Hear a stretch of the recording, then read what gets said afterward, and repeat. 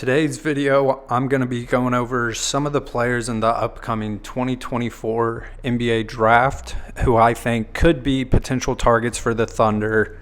This isn't necessarily a ranking of the players I think the Thunder should look at with pick 12, but more just an overall list of some players who I think could fill needs or just help the rich get richer by filling in spots on the roster with high upside. The groups of players that I have are plug and play fits, project players, and sleeper picks, and I could see these players being taken at 12, but also potentially taken if the Thunder were to move back a few picks off of number 12. But with that said, let's go ahead and get started with the first group of players. The first group of players that I want to look at are who I see as plug and play fits, who I think could be effective as soon as year one. And with that being said, let's go ahead and look at the first prospect in Jared McCain. McCain doesn't have great size, standing at just 6'3", but I think he has awesome feel for the game. He's a knockdown shooter. I really like his connective playmaking potential. I don't necessarily see him being too much of an on-ball creator at the next level, but I think if the Thunder were to select him here at 12, he could be a potential replacement for Isaiah Joe if his asking price gets a little too high. All in all, I think Jared McCain would really help with perimeter shooting year one. Defensively, he will have to continue expanding that part of his game, but all in all, a really fun prospect with high offensive upside who I think would fit really well next to our stars like SGA, J-Dub, and Chet. Tristan da Silva is probably my favorite prospect to take at number 12. I see him as playing a power forward role. He isn't super strong or athletic, and honestly doesn't rebound the ball exceptionally well, but he's an awesome floor spacer. I think he's a really good passer. All in all, he does have the physical tools like size and length to fit into Oklahoma City's defensive system. I think he is a really well-polished prospect and, may not have a super high upside, but what he does bring to the table is already there, and I think that he would fit really well with our starters if we slid him in at the 4, bumping J-Dub up to a small forward, which I think works better for him. All in all, I love him. I think he's an awesome fit for the Thunder, and at the moment, he's who I would like for the Thunder to select with number 12. Next up, I have Dalton Knecht. Knecht is a pretty explosive scoring threat. I think that if the Thunder were to select him at 12, I could see him coming off the bench as a backup wing, kind of, adding additional scoring to our already loaded roster. I do think he's a little bit underrated as a defender and an athlete, and I think that the Thunder does a great job of bringing that out of players. And all in all, if he was able to fall to 12, I would be super excited to take him. I think he would fit well in our system, and just adding another shooting option would be extremely helpful for us going forward. A solid option for a plug-and-play big man for the Thunder would be Kyle Filipowski. I'm not a big Duke fan. I kind of hate on Duke prospects a little bit, but Filipowski does bring stuff to the table that I think would work really well with the Thunder. I think if you were to play him alongside Chet, he's a good enough passer and floor spacer to create easy looks. I think he's going to struggle quite a bit on the defensive side when he gets to the NBA, but all in all, he has a well-rounded game, knows how to play well within a system. I do think he makes sense for the Thunder, but I would just prefer us taking a different type of player or even a different type of big man to plug in next to Chet. But as I said, I think Filipowski does fit well offensively. He can open a lot of things up for us. But all in all, I think that this is a little too rich for Filipowski. I think he's a solid player, just, struggles with a lot of key pieces of being an NBA big man, especially when playing in a 5-out system like the Thunder like to use. My last plug-and-play prospect is Devin Carter. I know the Thunder don't really need another point guard on their roster, but Carter, I think, can also excel off ball.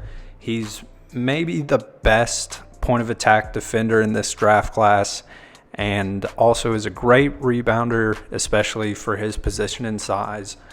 I think he really fits the Thunder culture that they're trying to establish, and even if he didn't start, I think he is one of the best options for the Thunder second unit going forward in terms of who's controlling the ball, pushing pace, really everything.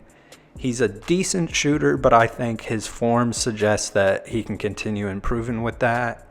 And once the shot attempts drop and he's no longer the first option for a somewhat team, I think that's really going to open up his game and expand what he's able to offer at an NBA level.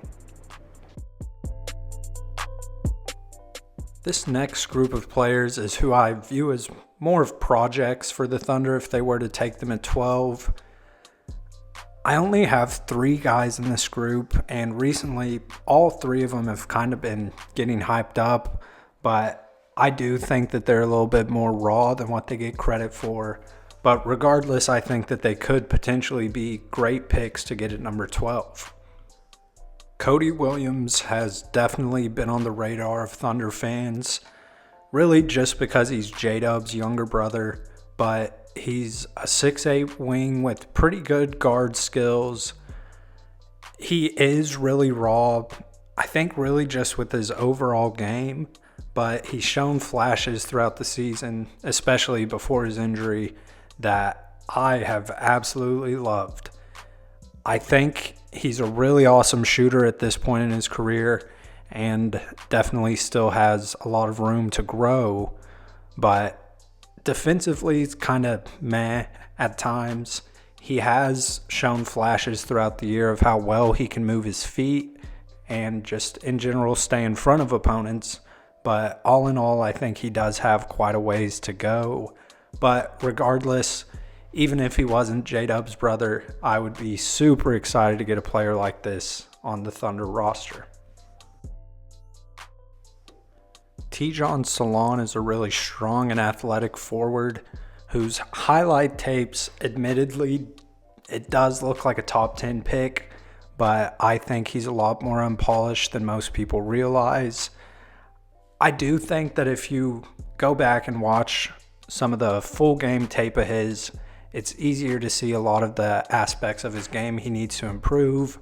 But all in all, if he did make it to 12, I think his upside is one of the highest in this class and should be something that even a contending team like the Thunder should consider. He's a little bit plug and play. He can bring certain things to the table, such as his outside shooting on set shots. I think that can be effective pretty early, but all in all, I think he has a longer road than most people realize, but a real possibility for a steal in this draft if he did make it to 12. Tyler Smith has been one of the more intriguing power forward prospects in this class. His offensive game is super impressive. He can stretch the floor, shoot threes, and he's also more than athletic enough to attack the basket, whether he has the ball or if he's being set up by a teammate. The big struggle with him is on defense. His feet are surprisingly slow, and throughout this past season, I think he did a pretty poor job with his hip mobility and how well he can switch directions while trying to stay in front of the ball. But definitely the type of prospect that a lot of teams would be really interested in taking a chance on. I think taking him at 12 is a little too high, but like I've been saying, the upside is definitely there and could be a fun player. If the Thunder drafted him at number 12, I would trust in him and be really excited to see whatever he was able to become. The last group of players that I want to talk about in this video are who I see as sleepers for the 12th pick. If they were selected by the Thunder at 12, I would be pretty shocked, but I also could see the thought process behind it. And these are some of my favorite prospects in the whole draft that I have in this group. And if we were to select them, or I should say if the Thunder were to select them, I would think that we would have traded back to somewhere between 15 and 20. But regardless, I'm really interested in this group of players and think that they're a handful of fun names for sure. The first player I want to look at is Keyshawn George. He's a knockdown shooter with great size, standing at 6'8". He has shown flashes of guard skills with his ball handling and even his passing ability, but it's just pretty far off from what I saw at Miami. I love his long-term upside, but I don't think it's as safe as a bet as some of the players I had in the previous group for him to live up to it. But a super fun player, a lot of offensive upside. Defense is quite a ways off, but as I mentioned, he's 6'8", has long arms, so I believe that will get better once he learns more about NBA defensive systems.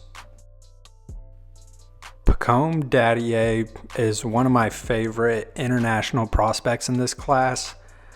I think the offensive game is what I've been most impressed with. He does do a good job of attacking the rim off the dribble, mainly through attacking closeouts, but I think his off-ball offense is what has been most impressive for me. He has a high motor, great size, rarely stops moving, and he has shown flashes on ball of creating jump shot looks for himself, but the shooting stuff with him is kind of all over the place. He has really good flashes. You can see those in the highlights, but in general, a little iffy. But I'm a big fan and would be super happy if the Thunder got him. Zach Edey is a prospect that definitely has a lot of people torn. Shout out to my friend Anthony. He buys the upside. He thinks he's translatable. I think that the things that most people see Zach Edey struggling with really get overblown. I don't think, that he's a real switchable defender, but I think he moves his feet a lot better than what he gets credit for. He is about the biggest guy that I've ever seen, and I think the interior finishing is definitely going to translate. I think the rebounding is going to translate, and I think teams looking for him to play over 20 minutes or so a night are kind of overvaluing him. But if he is playing a somewhat limited role, I think he can be super effective with that. I think as a pick and roll and also just a post-up player, I think that that's going to work just fine for him. I do see him carving out a pretty long career in the NBA, whether that's as a starter or not. But a lot of the mobility issues people see, I don't think are much worse than a player like Jonas Valanciunas, who, isn't a super mobile player, but it's serviceable. He does good enough with it. And Edey's interior touch is something I think a lot of teams would love to have.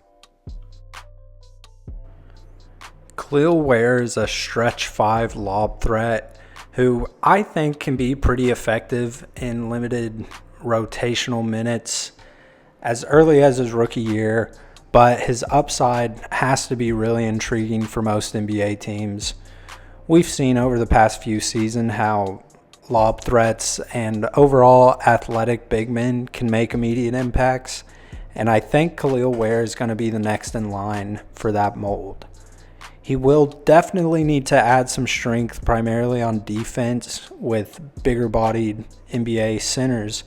But I think that does get overblown to some degree because a lot like what I used to say with Chet, he's not going to be playing against Jokic's and Embiid's every single night.